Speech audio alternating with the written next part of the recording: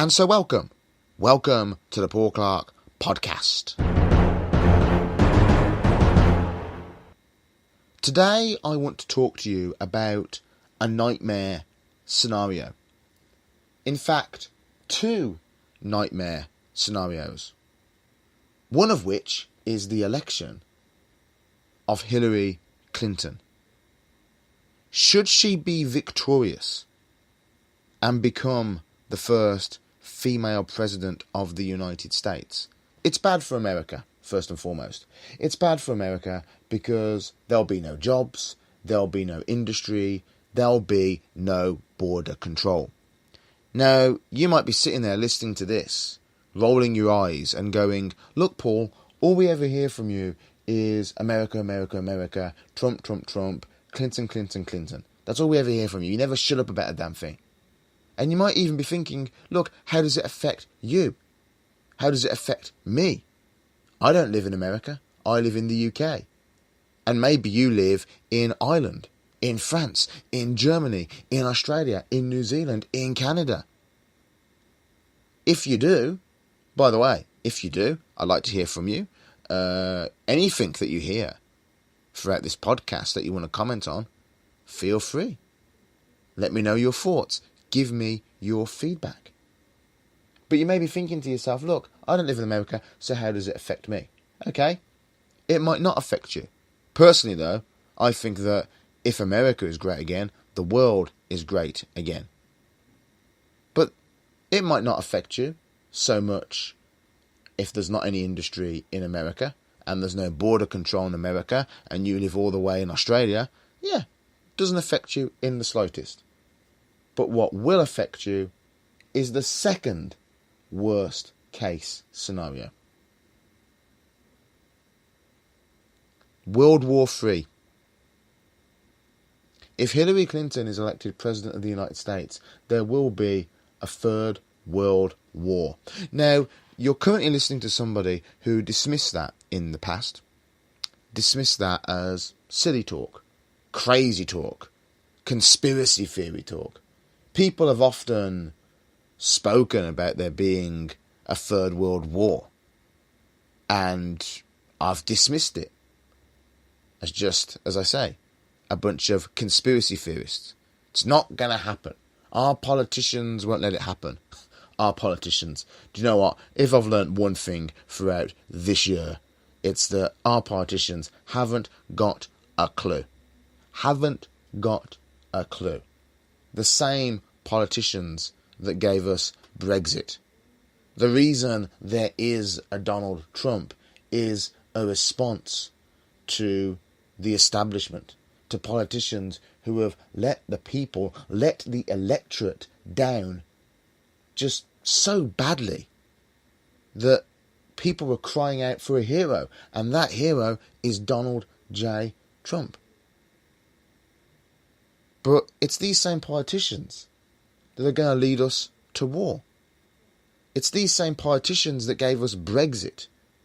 It's these same politicians that disappointed the people so much that they ended up looking to a reality TV star, a billionaire like Donald Trump, for some kind of hope, for some kind of belief, for some kind of direction in their country.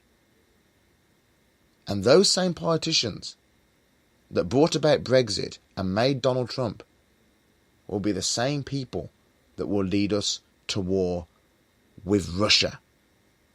If Hillary Clinton becomes President of the United States, America will be going to war with Russia. She doesn't want to talk to Vladimir Putin.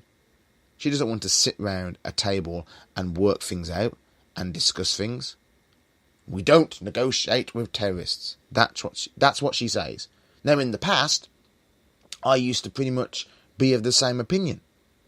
But what happens if the terrorists, the dictators, want to talk to you? What happens if they think they can do business with Donald Trump? Because Hillary accuses Trump of being Putin's puppet. Putin has said nice things about Trump. Trump has taken the compliment. Because quite frankly, I don't know about you, I'm susceptible to people saying nice things about me as well. Regardless of, whether they be a saint or whether they be the devil, if someone says nice things about me, I take the compliment, okay? I take the compliment. And Trump's the same. Now, look, I don't know if Trump has a relationship with Putin. I have no idea. I don't even know if they've met. If they have, fine. Fine. But what matters is, can you talk? Can you negotiate with these people? And if they're willing to talk to you, if they're willing to talk to President Trump, isn't that a little bit better than getting no talk and just action Hillary Clinton in charge, in command? And I know that, yes, this is me, Paul Clark, saying that. I used to be the man who was of the opinion that, no, we don't negotiate with terrorists. And America and Britain, we're almost like a bunch of Thunderbird puppets. It's like, we're living in some sort of Jerry Anderson feature film, where basically we go out there and we bomb the bad guys and we nuke them into submission. I don't believe that anymore. I believe that talking is the way forward. What I believe in now is making America great again, making Britain great again, making Brexit work for the people of my country that wanted out of the European Union. That's what we need to focus on. We need to stop interfering in foreign affairs. But if we can talk with these foreign leaders, these dictators, these warmongers, then maybe there's hope. Maybe there's hope. But mark my words, if Hillary Clinton becomes President of the United States, there isn't any hope. There's just war. Terror and destruction. Power and chaos. Power and chaos. If Hillary Clinton becomes President of the United States.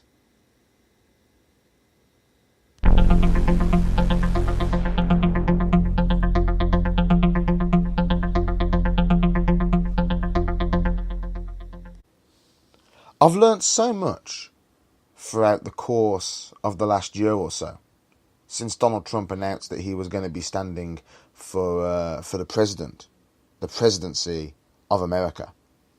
But one thing I've learned is the true meaning of a biased media.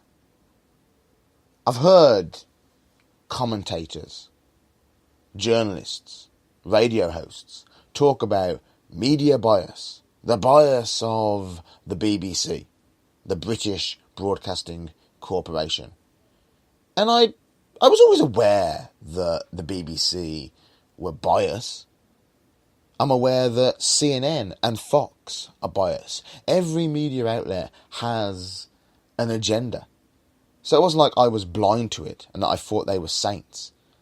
But it didn't really affect me because I've never gotten behind a political cause, a campaign before, like I have that of Donald Trump's and his desire to make America great again.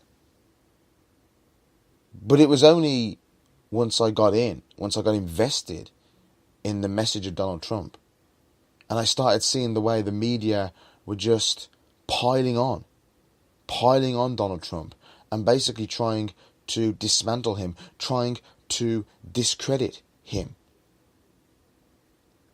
And I really learnt what the definition of media bias is. Now, it breaks my heart to say this, but right now I am really struggling to justify the existence of the BBC as a source for news and journalism. As a source of drama and light entertainment, they're the best. They're the best in the world. I really believe that. But as far as their news output and journalism goes, I'm really struggling to find a justification for them.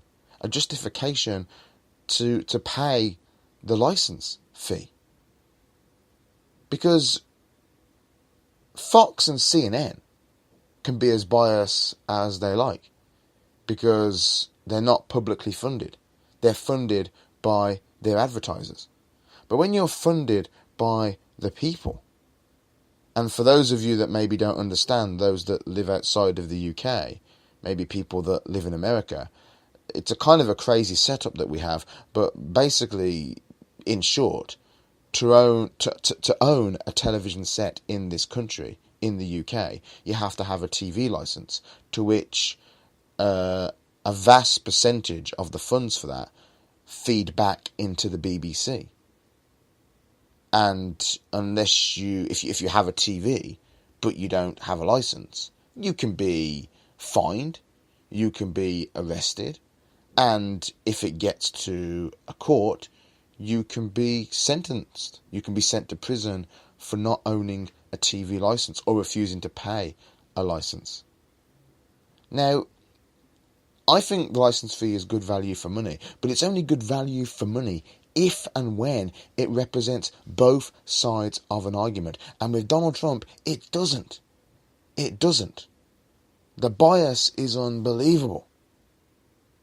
You know, they are so biased against Trump and in favour of Hillary Clinton. In fact, they hardly ever discuss Hillary Clinton. They hardly ever discuss Hillary Clinton and the emails, the WikiLeaks revelations about what she has said in her emails about the electorate, about the American people.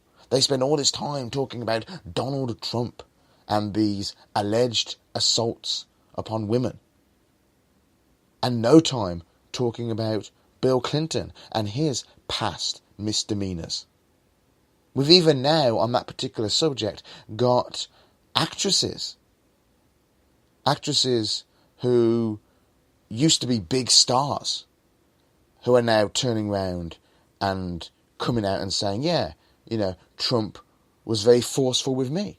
Trump assaulted me. Trump made advancements on me.